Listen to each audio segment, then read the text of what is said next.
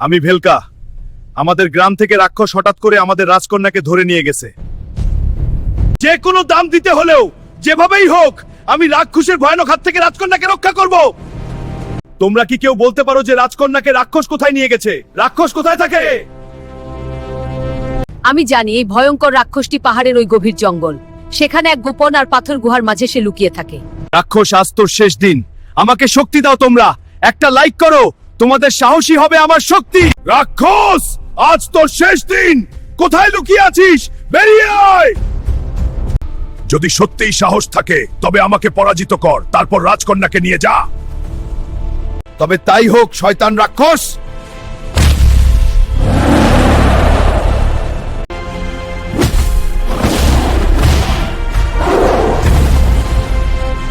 বন্ধুরা, তোমাদের ভালোবাসা নিয়ে আমি রাক্ষসের সাথে লড়াই করেছি, তাকে পরাজিত করেছি। রাজকন্যাকে উদ্ধার করে এখন আমি তাকে নিরাপদে আমাদের গ্রামে ফিরিয়ে নিয়ে যাচ্ছি।